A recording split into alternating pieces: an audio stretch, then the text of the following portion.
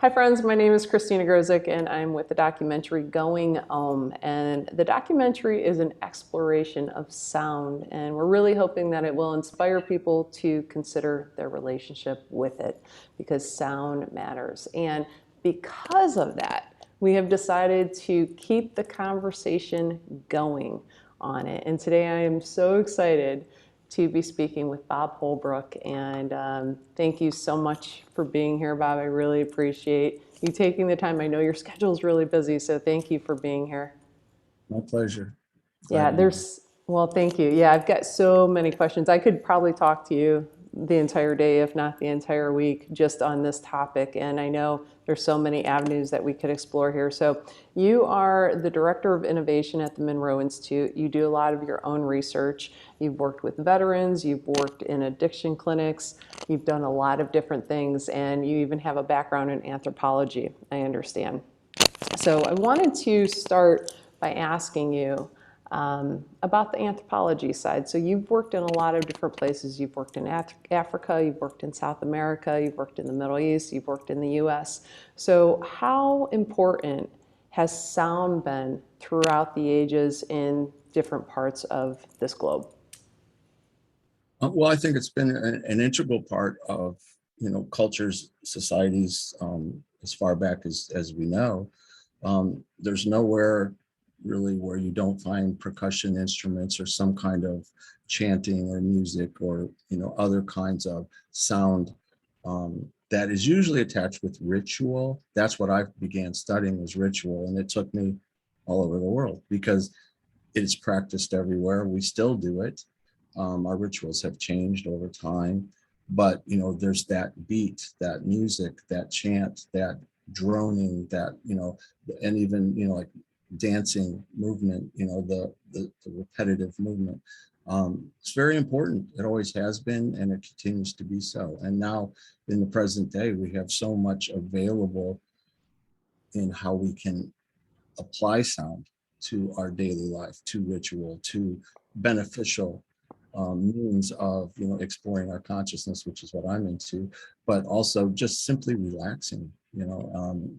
All the different genres of music and techniques to do that. It's very, very successful. So that's how I began in this field. I didn't start off as an audio engineer. I started off as an anthropologist, and that was my approach to sound. Yeah, it's interesting because in the film we have the Tewa Village of the Strong people in the film from New Mexico. And we were able to be a witness to them doing the buffalo dance. They invited us to take part in that. And when we were speaking with one of the things they meant, it's very drum heavy. And one of the things they mentioned is that the drum connects the heartbeat to us. It is the heartbeat of the earth and to us, and that in turn, it becomes one, and we become one. And that moment will forever, ever be a part of my fiber and resonate with me. It was such a special, magical moment to be able to see this and be a part of it. And when they said that, it's like, oh my gosh, yes. I mean, the first sense that I'm aware that we actually develop is the sense of sound. So, and when you think about what that is, the heartbeat and then the drum. And I know you had mentioned earlier the drum and percussion being so involved in so many different societies and cultures. Mhm. Well, and that experience in that context that you had, it's a real part of their culture and how they experience the world on a daily basis. I mean, if your only exposure to that dance and that drum was some sound clip from a cowboy movie, which is typical, nowhere near the same, right? The essence of it is totally lost. But in that experience and context and the reality of it, what it really is, it's phenomenal. It's amazing. And it's you, a modern woman, you went into that, which was based on ancient practice for very old practice, and you resonated with it immediately. It's not like this is only for these people. It's a universal kind of thing that they've tapped into that gets modified, or what should I say, sometimes lost because of not so much appreciation for that context and intensity and importance of it. So I think it's really important to preserve those things and, you know, move it forward as part of our present culture. It's important. I couldn't agree more with you. It's so powerful. And when you think about sound and all the different ways that we use it, I mean, whether it's a sporting event or whether it's paying a lot of money to go to a concert at a sold out arena that you're standing arm to arm with someone and it's very uncomfortable, but yet you're still going to do it because you want to see that artist. It makes you feel a certain way, or it's a ceremony, or it's, you know, some kind of like warfare, or, I mean, there's so many different uses for sound. And I think earlier we were talking about this and you said it's beyond sound too. That, you know, it's funny that you said that because we started the film with a quote from Nikola Tesla and we've been using it on everything we put out. If you want to understand the secrets of the universe, think in terms of energy, frequency, and vibration. And I think that's so true because when you put that lens on, everything becomes different. You see, it's like Technicolor. You see the world in a completely different way when you realize that there may be sounds, right, which are vibration and frequency, that the ear is not picking up, but it could still have an effect on you. It's still having some kind of impact on you. And I know the Monroe Institute has been studying these things for, I believe, over 40 years. And in 1994, I understand that you took your first trip there and you were part of a program. So can you tell us a little bit about how that journey came about and what that journey was like? Sure. I was a very different person in those days. I was a very hard worker, type A personality, very aggressive. Um, I was working as a for one of the contractors of the when the World Cup soccer games came to Chicago in 1994, and I worked on that project nonstop for several months, and it was very intense. And of course, everything had to be ready when, you know, the first game started. We had to have everything ready. There were kings and queens from other countries. The president was there. So there was a lot of, what you say, Secret Service and, you know, Department of Defense and all kinds of stuff we had to, behind the scenes, had to really take care of. Really intense. Before the first game, I ended up working 72 hours straight just to get everything set and done. After that, I was ordered to go on a vacation, which I hadn't been on a vacation in years and years. So I, you know, what's that? What's a vacation? Where should I go? I had no clue. You know, not something I thought about. And I was ready to get on to the next project. And a friend had been to this Monroe Institute and said I would love it because in my schooling days I studied anthropology and you'll love this. They do this and they do that. And it really wasn't sinking in. All I heard was, you know, you lay in bed and meditate all day and they feed you and it's in the beautiful Blue Ridge Mountains. That sounded pretty easy. So I went, I had no expectations, and I did these audio meditations for about almost a week, and had some really transformative experiences. You know, wow, I forgot what relaxation was. You know, wow, I forgot what a good night's sleep was. And all of a sudden, all this was coming back to me. And I was, you know, feeling that in my physical body because everything had slowed down. So my awareness shifted, and it was a very positive experience for me. Just in the course of 1 week, you know, my whole course of my life changed. So I really appreciated that. And it served me well because several months later, I was in a really, really bad automobile accident. I had quite a few severe head injuries. I was dead on arrival at the hospital. And when I started to recover, I had lost about 2 years of memory. My short-term memory was similar to what an Alzheimer's patient would have. I couldn't see right, I couldn't hear right. I was on a respirator, I had a feeding tube, and all kinds of surgeries ahead of me to put me back together. And it was a fearful place to be.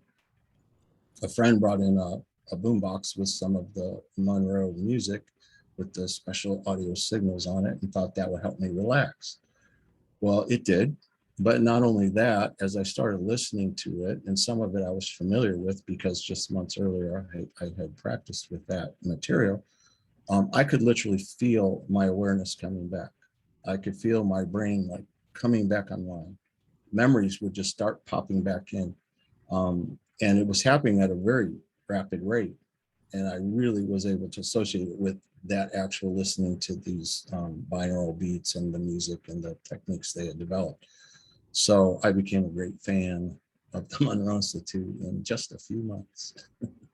Well, I mean, I think it's I very much believe in synchronicity, and I believe in, signs and signals from the universe and things come into our path at the right time. So I think it's really interesting that almost 6 months before your accident, you were at the Monroe Institute for the first time, and that sound helped assist with part of the healing for you. That's And I mean, we're talking a 7-year recovery process, and I think you said 21 reconstructive surgeries. And like you had mentioned, you were in a coma on a respirator, a feeding tube, and I believe you were told that you may not walk again, right? So what would be considered normal life, right, didn't look right. like it was in the cards for you, and Mhm. somehow this sound was able to come back in your life 6 months after, well, probably more than 6 months because you were in the accident 6 months after, I believe. But yeah, it's really interesting how it's kind of intertwined, that is what came back. It is, and like I said, to many people, in nowhere ever would I have chosen that to be my path. There was a lot of pain and fear, and that which we do not wish to experience. But now that it's over, I wouldn't want that to change in any way, because I learned things and experienced things I could not have any other way. And in the end, it was all quite beneficial for me. And it was quite intense. But sometimes we need a wake up call. and that was a good one for me. Very good. Hmm. Well, I am glad that you made it through, and I'm glad you're doing the work you're doing today and that you're here with us for sure. So, and I want to talk about some of the experiences you had when you were in that state a little bit later. We'll come back to that if that's okay. Sure. But, I totally agree with you that if you don't take the time yourself to slow down a little bit, the universe is going to help you out on that for sure. So it's really important to be aware of what's happening and where you're putting your attention and how you're spending time for sure. So we've talked a little bit about the Monroe Institute. So let's talk a little more. Let's get a little further into it. So, we keep hearing this buzz term binaural beats, and we're looking at Monroe audio science. So can you tell us a little bit about what Monroe audio science is? Mhm. Well, when we first began, when Bob Monroe was first, experimenting with sound is what he was doing. He was actually trying to create sounds to help you kind of stay in that state between awake and asleep. And and it was a kind of a popular thing in psychology at the time, where you could learn during sleep. And so he was trying to create these sounds because he had a radio station. He had been involved in that for a long time. He worked for NBC in New York City, so he knew about sound, and he had access to studios, and had that technology. So we will create a sound, or we'll create audio that will help people learn when they sleep. And so he was working with that. He accidentally discovered that it was expanding consciousness in ways he had never expected. And one evening he had what later became termed an out-of-body experience, where his perception was beyond the limits of what it normally was, and he experienced that as beyond his body, and into like a non-local kind of awareness.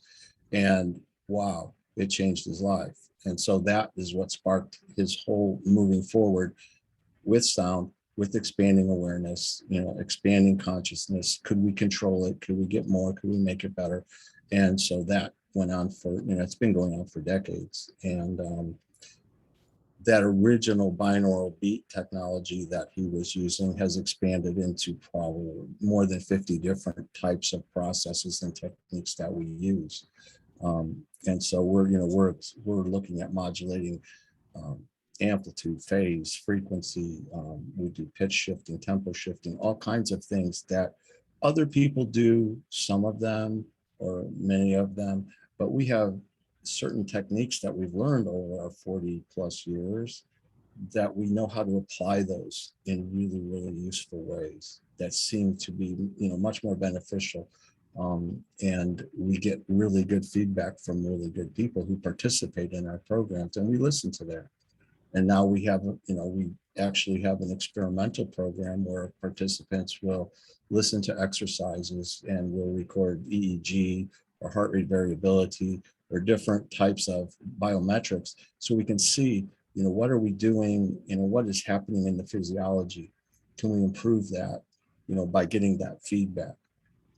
And so far we've been quite successful. So, we're very scientific about it, but we're also very artful and mindful, and we, respect, intuition and, a more artistic, creative aspect to that as well.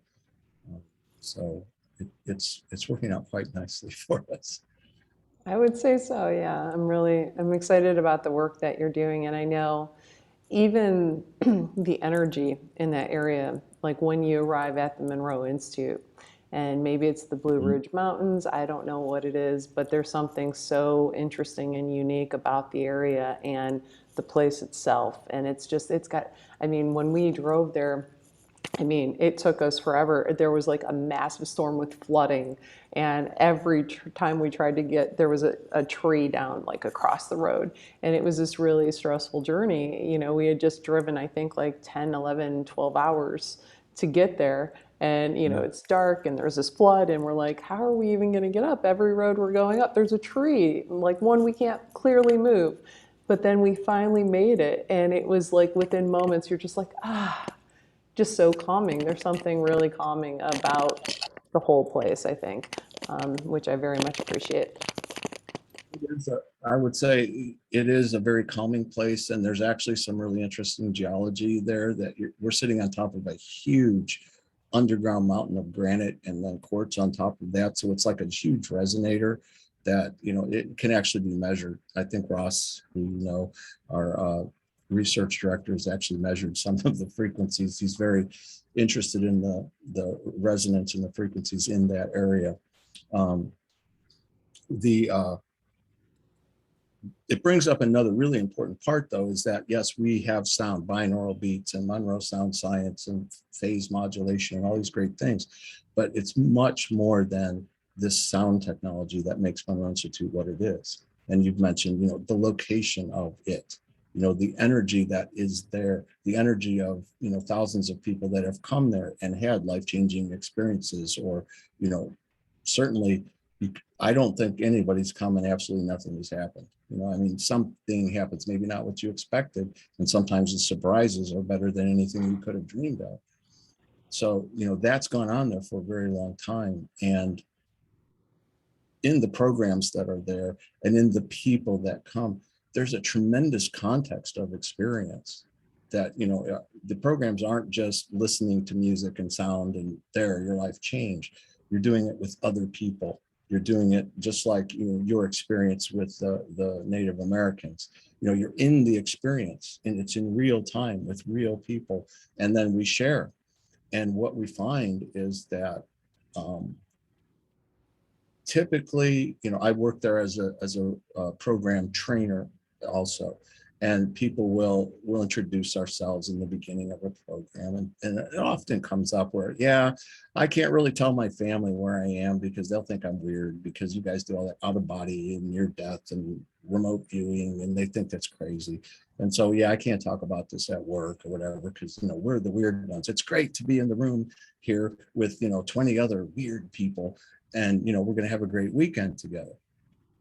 But by the end of the week, and I'll bring this up often, it's like the openness that happens in the sharing of the experiences, because we do discuss experience. We all listen to an exercise and then we talk about what just happened, what did we experience, and the sharing gets really open. It's kind of intimate and personal, but it's okay because there's no judgment. There's no kind of requirement of what you were supposed to do, and so it's a very open and natural experience.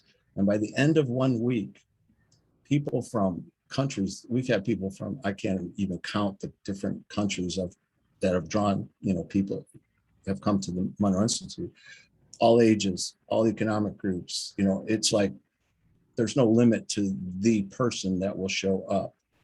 And at the end of a week, that group of 20 people coming from all over and all different walks of life is just like a family. I mean, it seriously, that's the best way I can describe it. And I will bring to their attention that somebody or whatever came up that we're the weird ones. But what I think actually happens in the course of a week-long program is that we open our hearts, we exist in a reality and authenticity of who we truly are, and there's no judgment, and it's okay. And so you do more and more and more. And what we're really finding out is we're the only normal ones in the world. That's how human nature is, right? That's how we just found our roots of who we truly are. And we were able to live it and express it for a week. But when you go home, that doesn't necessarily go away, you know? And so that realization and how you practice and how you move then into your life, or you go back to the office or your family or your friends, you don't have to say, oh, you should go to the Monroe Institute. They'll say, wow, what happened? You seem so calm or whatever. And you're so happy all the time. Why are you always so happy? People want that. They resonate with that. They're like, I want what he's got or she's got. What happened?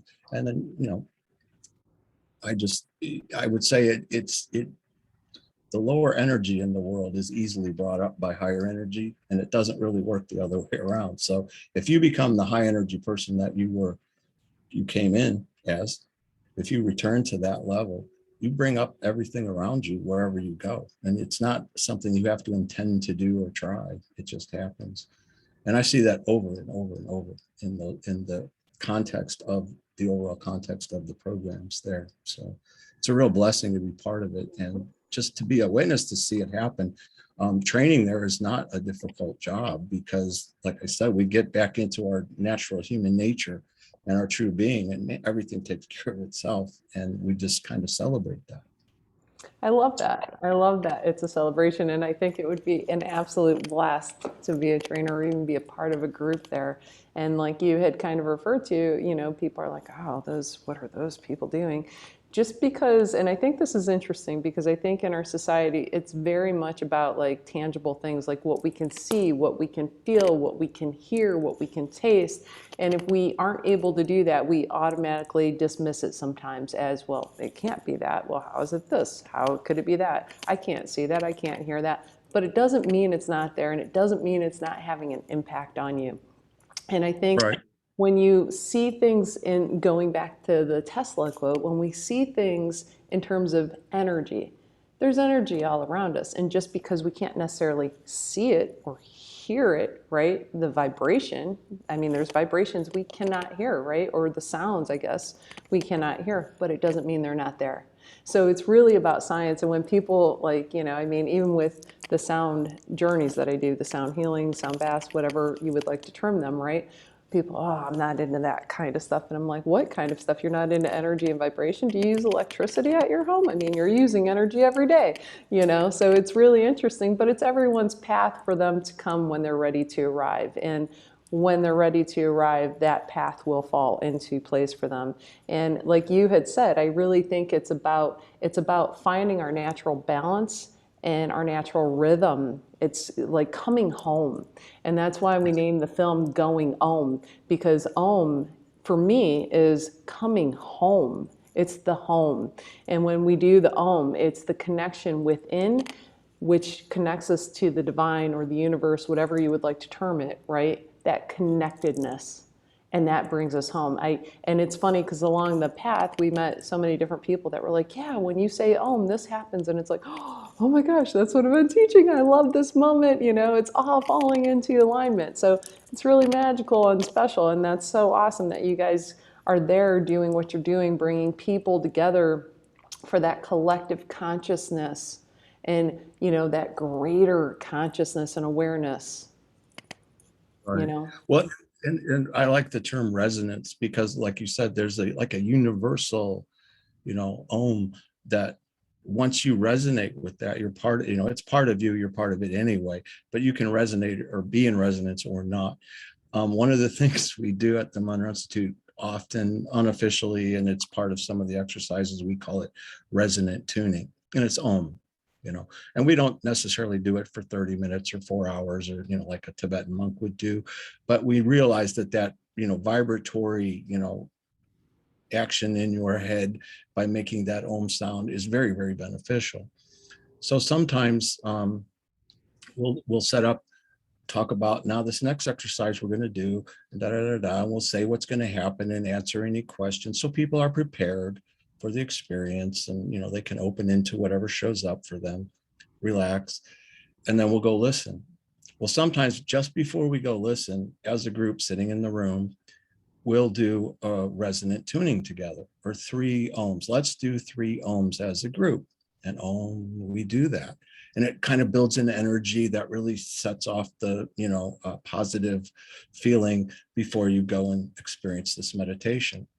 Well, in a lot of groups, on day 1, when we say, let's do a group Om, oh man, no resonance. There's always 1 or 2 people that like pitch deaf or something, and it's just, I'm a sound person and I'm really sensitive to sound. And it's like, oh, whoa, we've got work to do here, doesn't really, blend or resonate. But I have never been in a group yet where by the end of the week, it wasn't gloriously beautiful, so it's not, it's everyone learning their path, like you said, to that resonance, but it's so easy and so powerful and so rich that, boom, it doesn't take a huge amount of skill or effort or discipline or whatever. Within a week of just showing up and expressing, if you never Om, how are you ever going to resonate? How are you going to know if your voice can resonate? If you never sing, if you never dance, how will you ever resonate with anything? And there's a lot in our culture specific, you can't just sit there and sing at the top of your lungs on the bus or in this, you've got problems and people, you might get in trouble. You can't just walk down the sidewalk and smile at someone and give them a hug. Technically, I think you could be arrested for that. So, wow, it really, as you break free from all of that for 1 week at Monroe Institute, it's huge. It's really huge. And it puts a lot in perspective for you.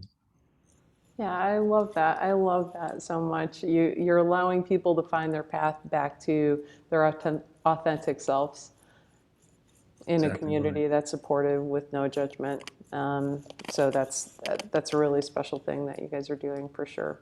So let me ask you, going back to the sounds, I know you had mentioned the work with the sound. Do you guys ever use the vibration that's outside of the hearing range? Is that ever a part of it? I've done that. Yeah, sure. Because I love your Tesla quote, by the way. I'm a huge fan of Tesla, and actually some of his frequency balanced things are actually, I use those in modulations and they're quite successful. So way back when, he was really onto some, what he said is true. There's another man by the name of Hans Jenny, and he was like a pioneer of the science called cymatics. And that's how sound affects physical matter.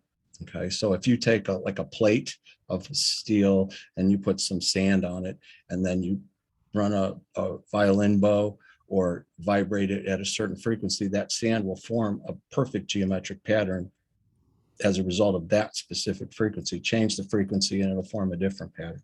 So the sound that we're listening to doesn't have to be, or the frequencies or the vibrations that are coming in don't have to be sound that's audible.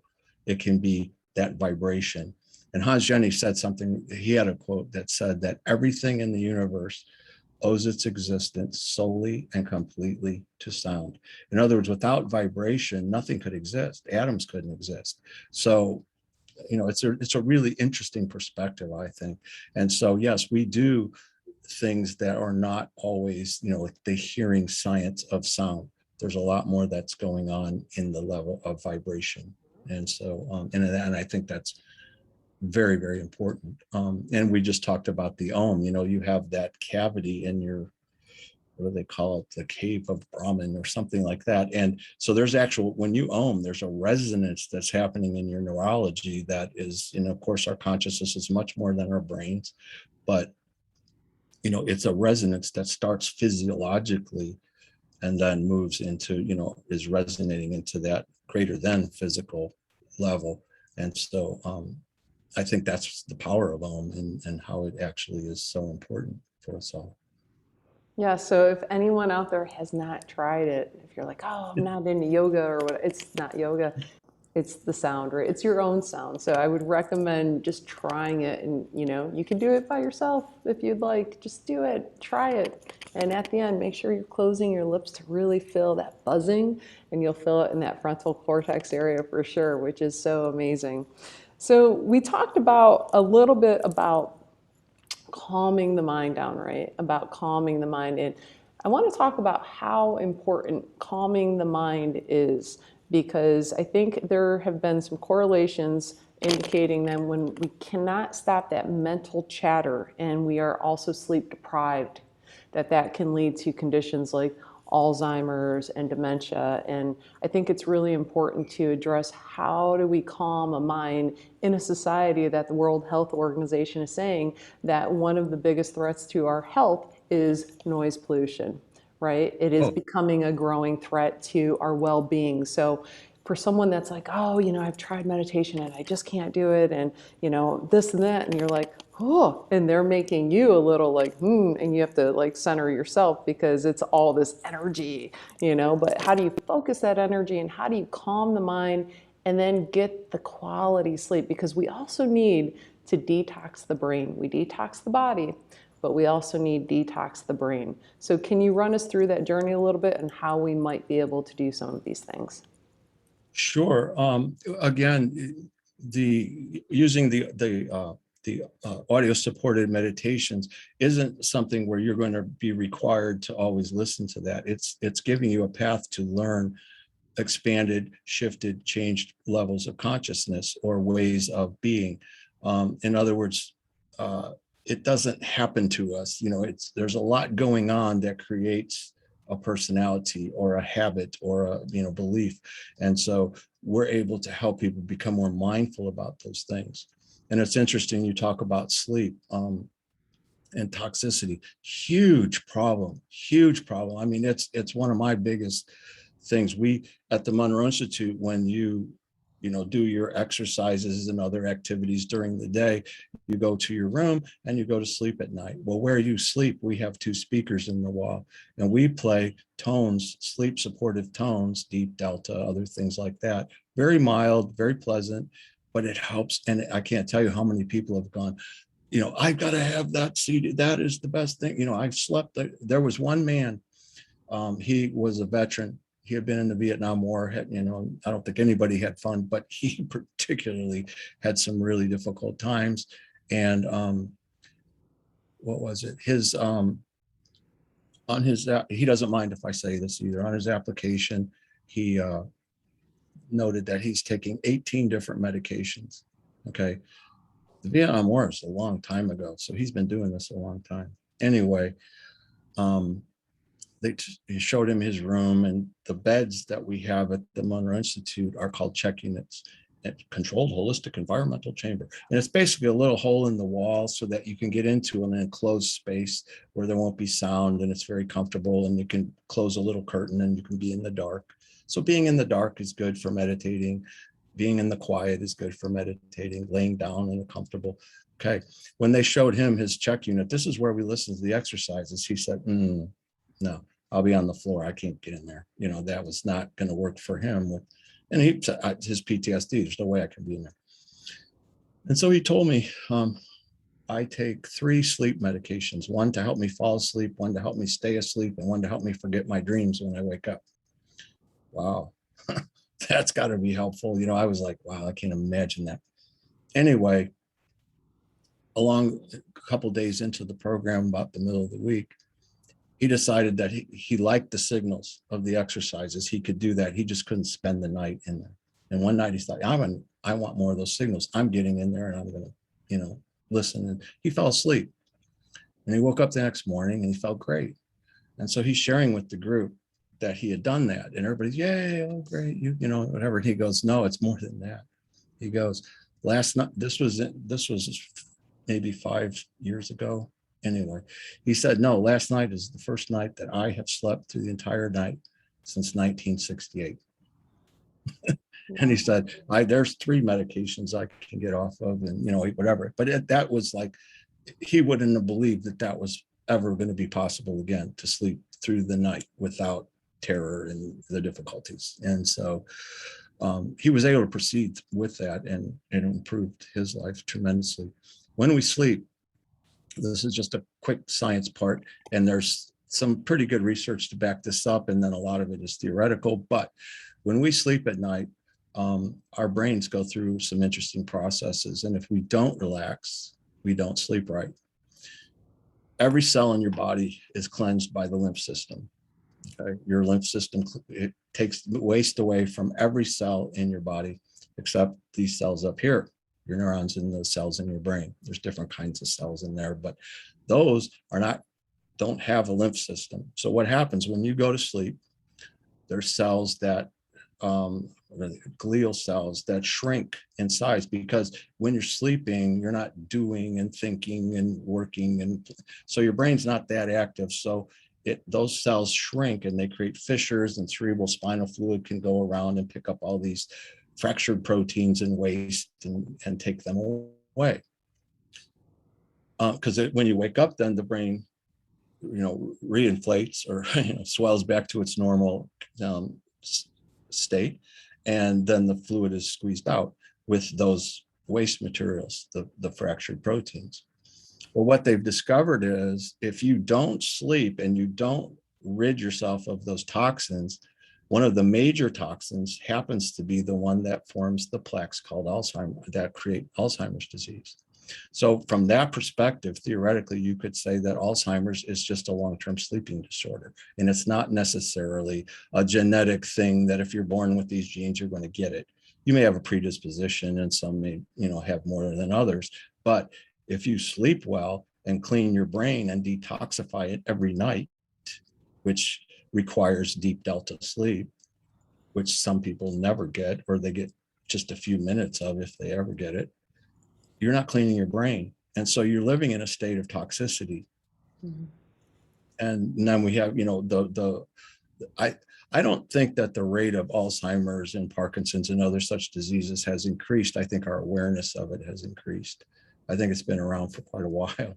But now, with this understanding of the importance of sleep, why wouldn't we want to do that, and be better at it? And I've created some really good sleep exercises using this ultra deep delta, which really helps most people get to sleep. The problem that we see sometimes in the Institute is, in the initial part of that, is that they will fall asleep. They'll wake up the next day and they'll feel great, except they'll complain, because they'll say, well, I woke up at like 4 a.m. ready to rock and roll and go. I couldn't get back to sleep. Well, your body's not used to getting 8 hours of sleep. It doesn't know what to do with that, Mm-hmm. And so as soon as it's going, man, are we rested? We're more rested than we ever are. Boom, it's only 4 a.m. And with practice, you get back into a nice, 7, 8, 9 hour sleep cycle, or, set of sleep cycles that are very comfortable for you and your lifestyle. But having that can change everything. Everything in your body is affected by sleep, everything.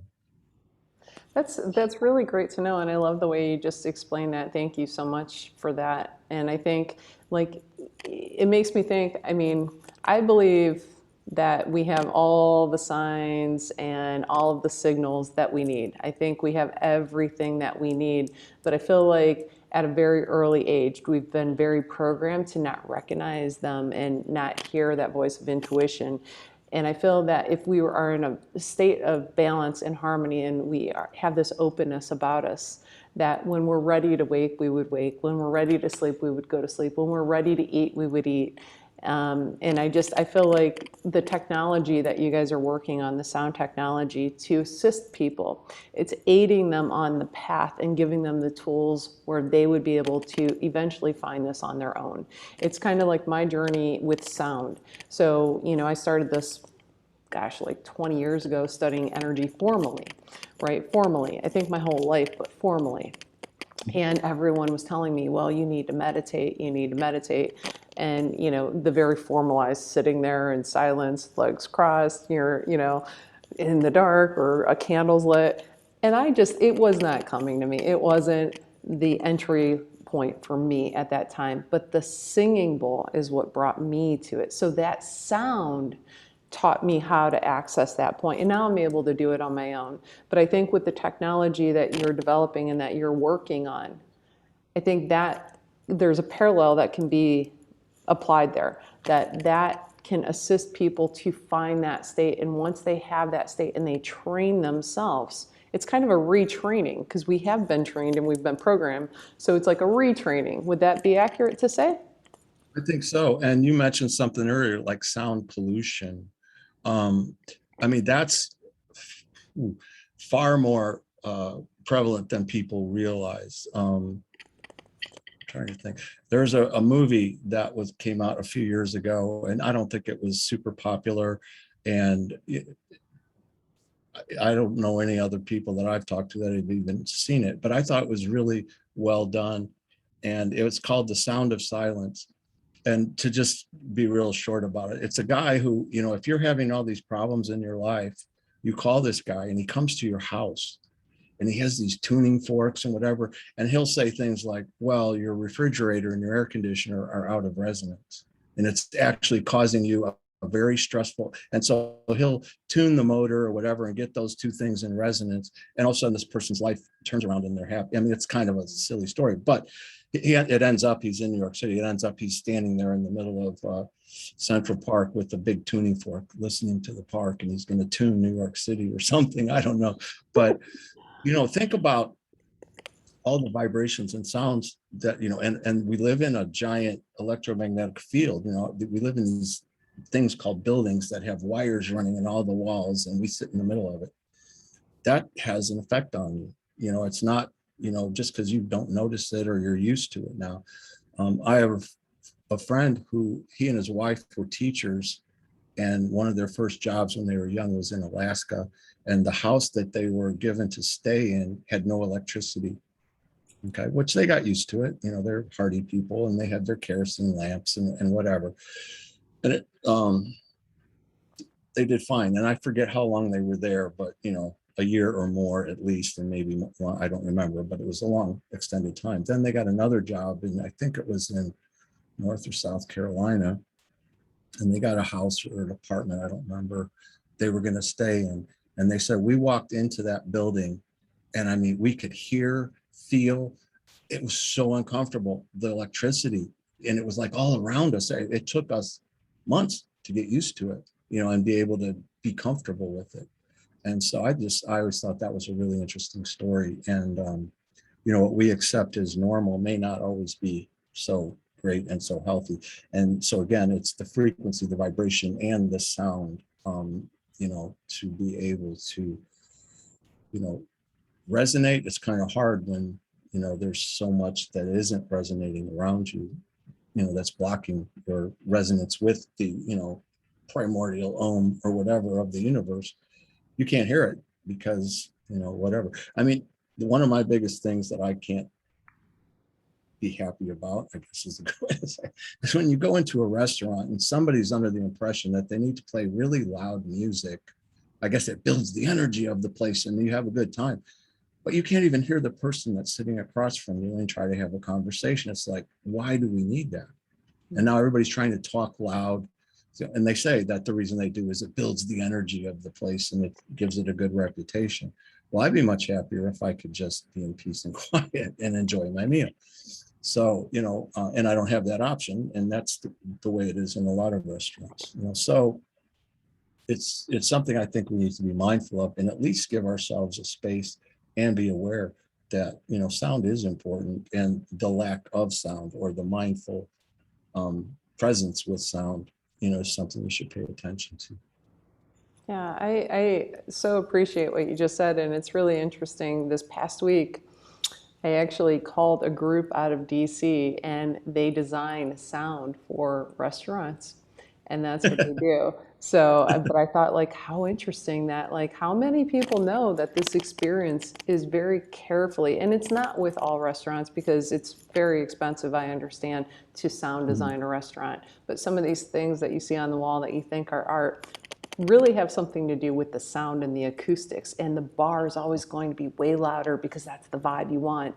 But then the restaurant, even the tiles and, the walls, it all comes into play with the acoustics. And I put in a request to interview them so they could talk. I haven't heard back yet, but your timing on even mentioning that, because how many people think about that? But it impacts us. It impacts us for sure. Well, and I think, the impact wouldn't have to be negative because, like you say, a sound, let me design your sound for your restaurant and everybody will leave with a big happy smile on their face and they'll be relaxed. Instead of that was fun, let's go back and do that round. And you drink too much, you do whatever. And okay, maybe that's really a good thing sometimes or whatever, but there could be other ways to apply sound. And I think that's something you need to really be mindful about. And if you choose, like you said, you came into this looking at energy. Well, there's nothing more fun than getting your energy raised in a really balanced and healthy way. I mean, you don't want to always be a slug just sitting, when we do relaxation sounds, in the recent years, a lot of it in the beginning, or when Bob Monroe began and other people were using sound, it was all about shutting down the input of your five physical senses and dissociating from the physical and turning into this deep inward oneness of stillness and quiet and nothingness and such. And yeah, there's some value in that, but typically what happens, especially for beginners, if you do that, you fall asleep, it's over, you know. And so, and then you wake up and maybe you remember a dream or something or not, and it's like, well, what was that all about? So what we can do though now with our techniques, with this audio technology we have, is that in a short amount of time, we can help you relax very, very significantly and get into that place where your body is balancing itself and healing itself and, doing what it should do, the way it should do, the way it came in, the way that we're designed. It's not hard to get people there. What's hard to do is get people there and then they don't just fall asleep or it becomes a non-experience. What we can do is bring you into that deep, deep relaxation with full clarity and remember and have presence in that. And that is the goal. When you can be in complete presence and awareness in a very deep and centered relaxation, there's nothing better. I don't think there's anything better than that. Can you live your life that way? Yes, because our techniques that we teach and the sound that we use isn't about, lowering your arousal level to turn into this, we're turning off the computer, so we can defragment it or something like that. What we're doing is we're lowering all that intensity, a lot of which is unnecessary, a lot of which is unhealthy. And then we're reopening into this balance with pure awareness. And, you don't necessarily have to lose consciousness, or you don't lose consciousness when you fall asleep. You just don't remember what happened when you woke up, because it's a different process in a way. Sometimes you remember a dream or whatever. And sometimes you have those dreams that seem like they're real. And other ones, you have a lucid dream where you're dreaming and it's happening. So there's a lot of awareness that goes on that you can be present with when you are in the sleep period of your evening or whatever. And so, it can be much more beneficial than, falling into a coma and hope your body rebuilds itself somewhat from all the abuse you just gave it that day. I think that that mindful approach to the sound and the expanded awareness and potential that we have, that is our natural state. If we can do things to help us access that, we'll all be much, much happier and better off. Totally agree. And the things that you guys produce, the sounds that you produce, can help people get to that state. And I'm sure there's other sounds that you produce. What are some of the other sounds that you produce that would help people with certain areas or things that they're working on maybe? Well, again, the sounds always happen in a context. And so, we try to place it that way. So sometimes there's audio guidance, and to help people, come. If you have an intention, that's really important. You don't just play some magic signals or music and go out and, the gods show you the secret of life. Maybe that could happen. It's never happened for me. But what's more likely to happen and be of value to people is you have to have a question to get an answer, you know? So what's important, ask a question and then sit back, you know, without judgment, without expectation for now what happens next. Whatever happens next is your answer, figure it out. Because your subconscious, your super conscious, the collective, it's all speaking to you all the time. You just, you know, and look at how many times, and we've all done it, and we continue to do it, where something happens in our life and you hear yourself or others say, I knew I shouldn't have done that. Well, then why did you do it?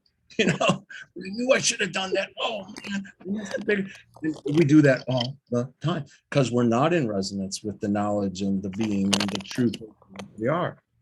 So when the more you meditate, and I don't care how you meditate, with sound, without sound, whatever, but the more you meditate and move into that internal space of, you know, innate wisdom that we all come in with, there'll be much less of that. Oh, I knew I should have done it. You get in so much trouble when you don't listen to your intuition. That's where the trouble begins. And there's very little trouble if you get good at, first of all, listening to it or being able to hear it and pay attention, but then trust it. Because it doesn't always have to make sense, right? You've done it. You know, it's like, I don't know why I'm doing this, but I just need to do this now. And then that's the best, you know, group session or whatever you ever had.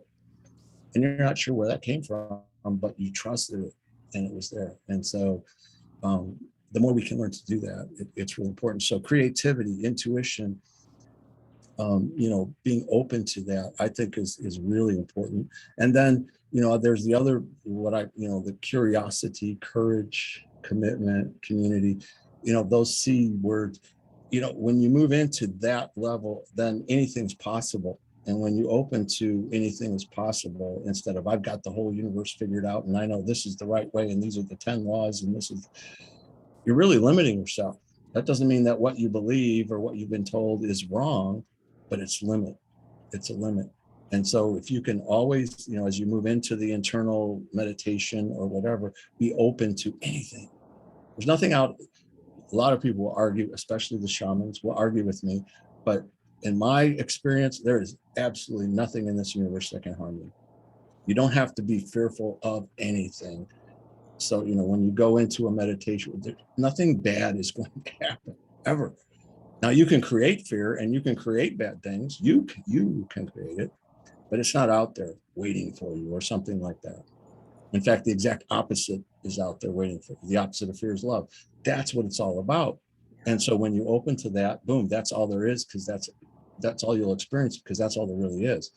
And there is no reason or opportunity to create fear or anything negative. And so I strongly recommend daily meditation of any kind, because you will resonate in that good place every day, and that will help you navigate and trust your intuition and such. Oh, I love it so much. I love it so much. Yes, because your attention, be careful where you're putting your attention.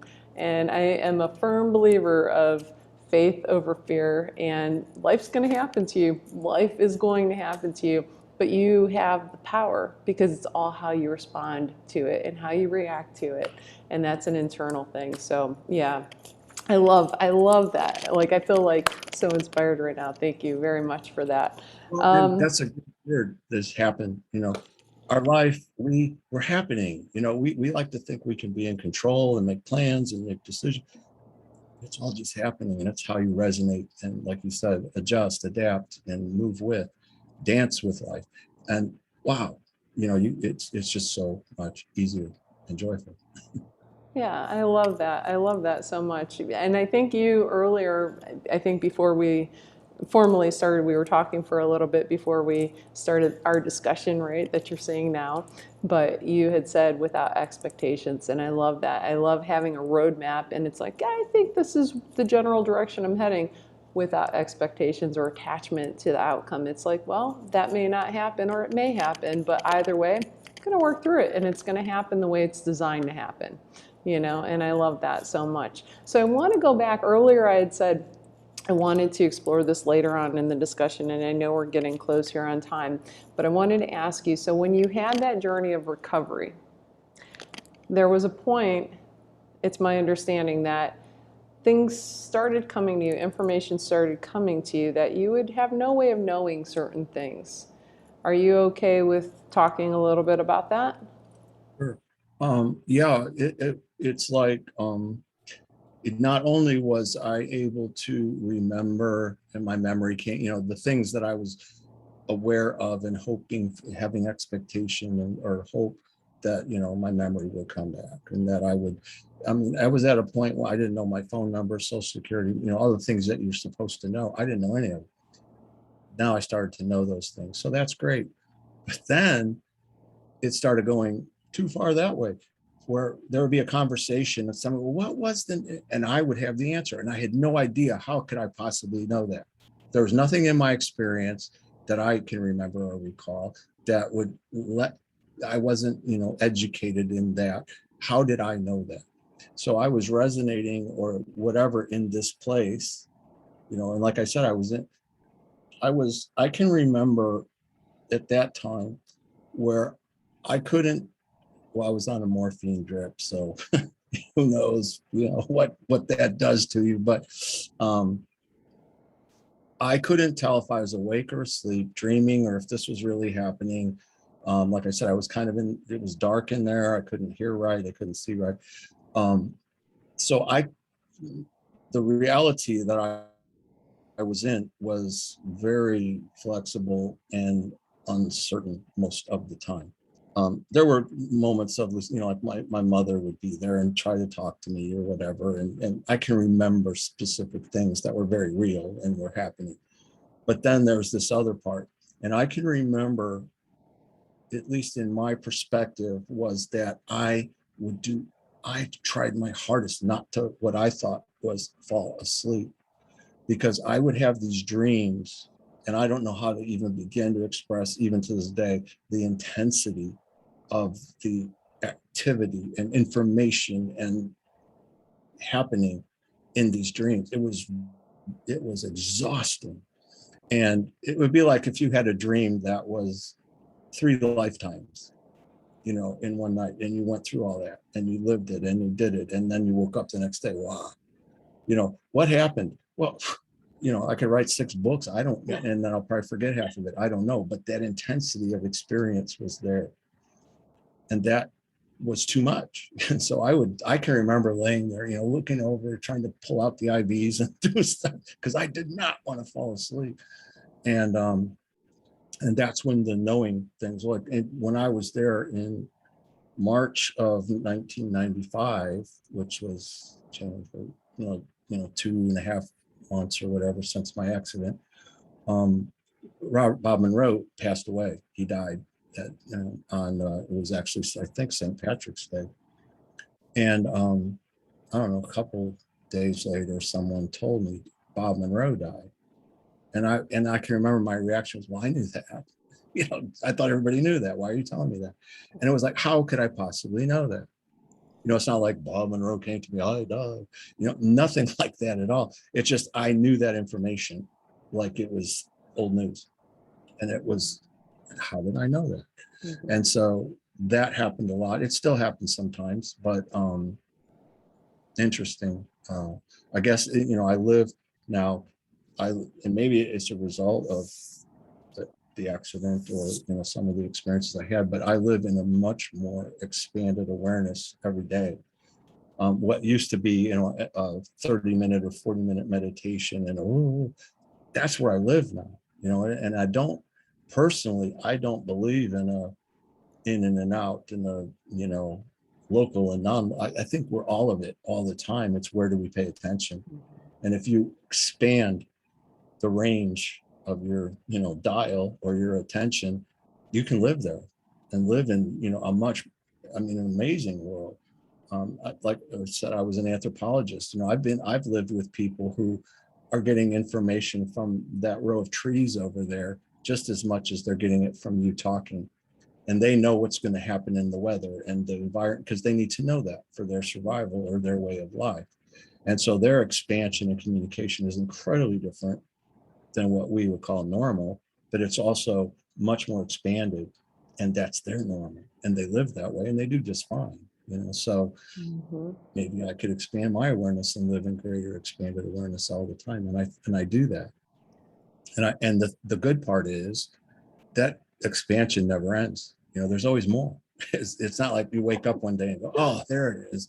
I'm enlightened now. Thank goodness. But that was a long journey. No, it's always more. There's always more. There's always more. And you can share it, and be it and live it. And so I really enjoy that perspective of life for myself and try to encourage others to see what they can do. Yeah, it's amazing everything that's available to us and right in front of us. It's so close. It's just opening that channel that you can actually witness it, right? And accept it as a gift. So let me ask you, what are some of your favorite sounds? Like, what are some sounds when you hear them, everything just feels like it's in harmony? Good question. Hmm, I don't know. I have a lot of, I think it's more, instead of a sound, it's more of certain kinds of harmony and certain kinds of, groups of things happening. Boy, that's a really good question. I know sounds I don't like. I don't, I don't like some sounds. I remember that when I first moved to where I like to camp, and when I first moved to where I live now in the suburbs of Chicago, one night I went out on the patio, set up my tent, and it was a beautiful night, and I'm just going to sleep outside. Oh man, all I could hear was traffic noise and siren, and they were far away. It wasn't like I live in a really no, but I couldn't do it. I could not sleep outside. It was too, and that really depressed me. I can't even be in. There's no nature here. I can't sleep. I have to go in my house and close everything down so that I can block out the sound of my society.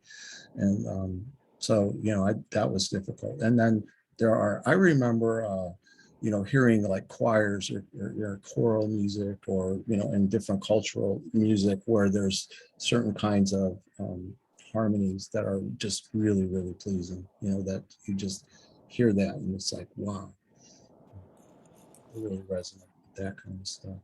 Yeah, I can totally identify with that. And even, I've been, how they have like the dark cities, like Sedona, where all the lights are pointed down to avoid light pollution. Like, I Right. wish we could adopt that into cities where there's certain hours of Yeah. quiet, right? Yeah. So, yeah, totally.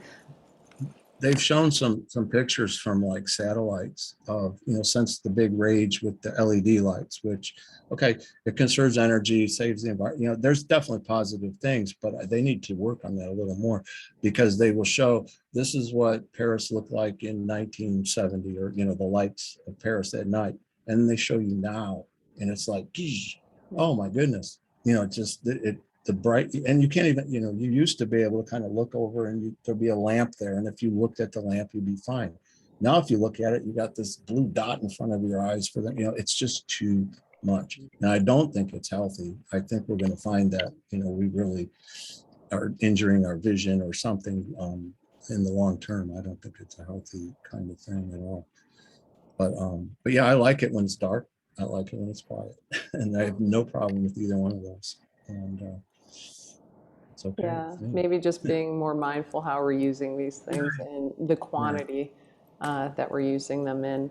Where do you think sound will be used in the future? How do you think it will be used in the future? That's a good question.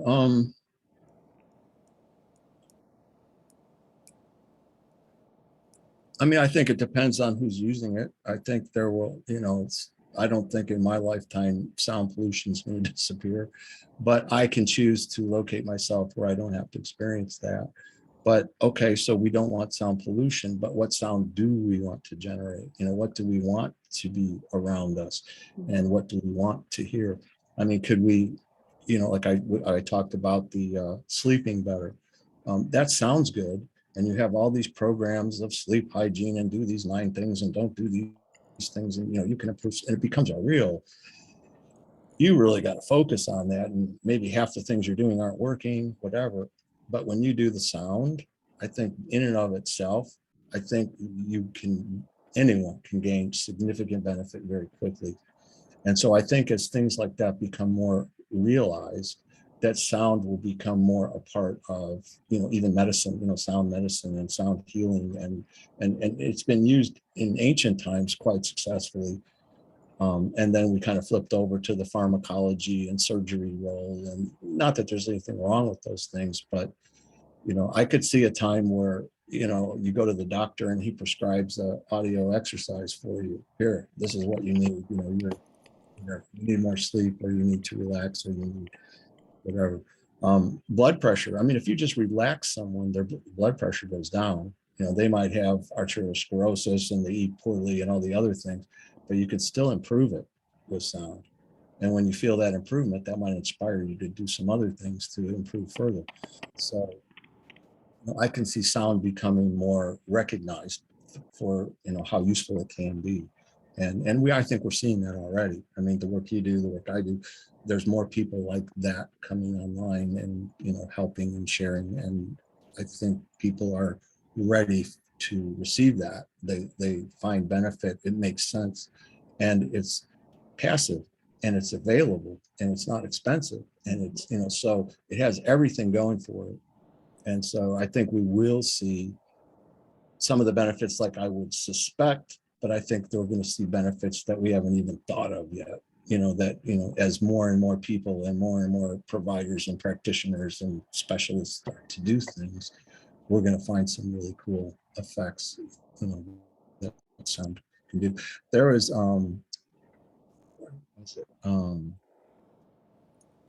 it had to do with sound, and I'm going to get this wrong, but anyway, somewhere in South America where they build these great big stone structures or whatever, they found that they had built this, I can't remember the name of it, I should, but I'm not, but I'll tell the story anyway. They found this big complex of stone buildings that was just magnificent. And the stones were huge, tons and tons, some of them.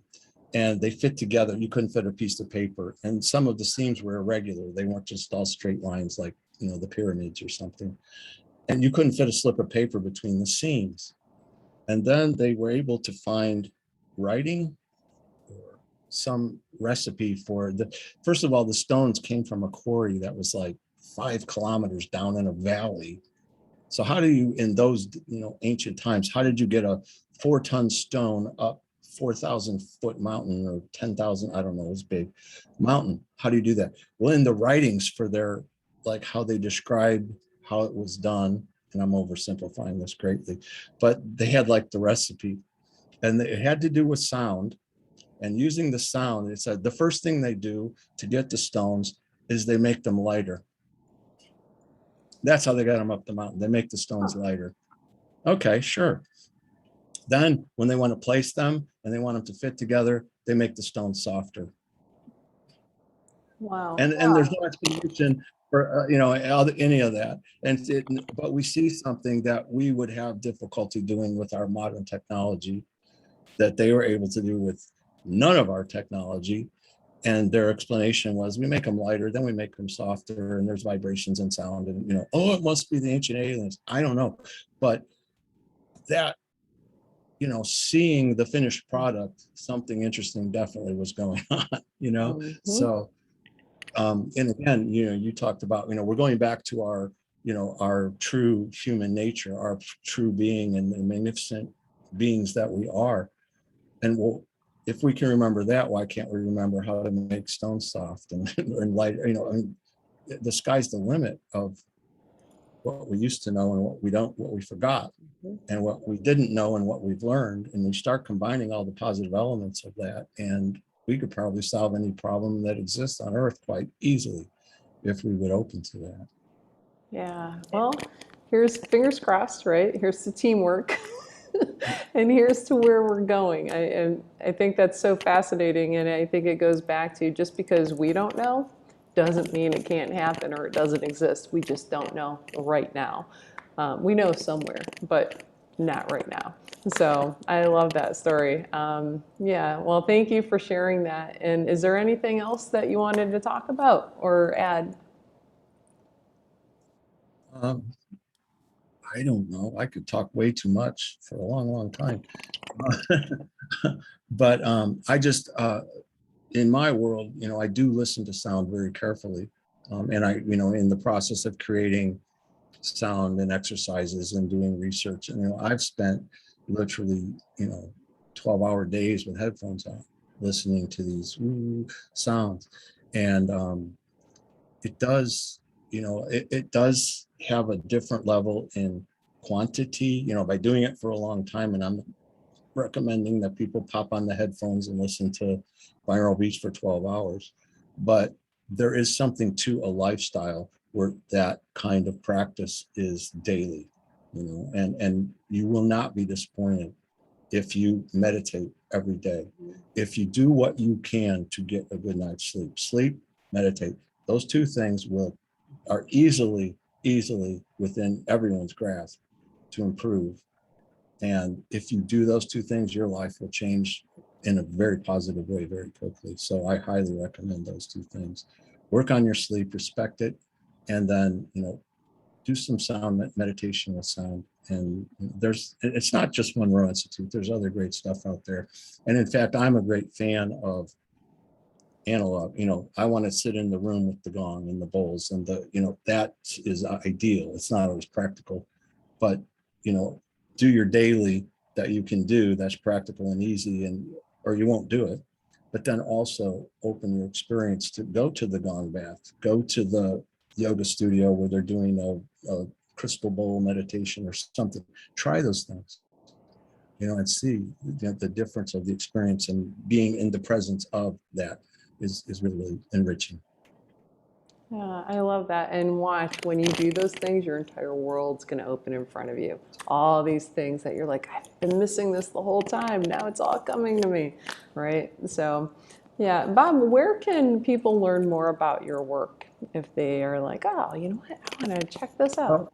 Yeah. Well, it's not just me. There are a lot of people, creators, and very good, would you say, producers at the Monroe Institute. And we will be launching in the end of July an app that is kind of a membership thing that has a community feature and all kinds of really cool stuff.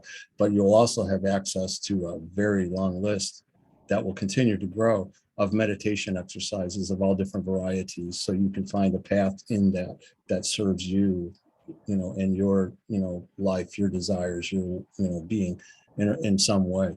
And you can share those experiences with others on the app and have discussions and, whatever you want or not, can be totally you personal.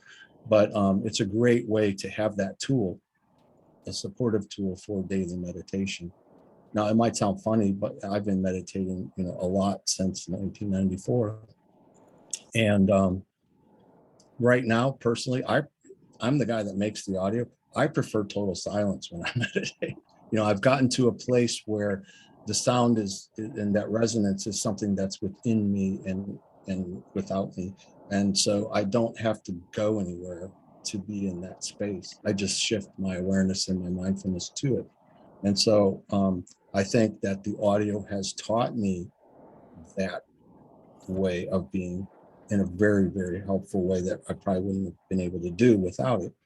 But now I get to this, other place where, and I listen to it all the time. It's my job, but I also value that silent place where, you're merging with the vibration of the universe, the audio that's, primordial. It's always been there, always will.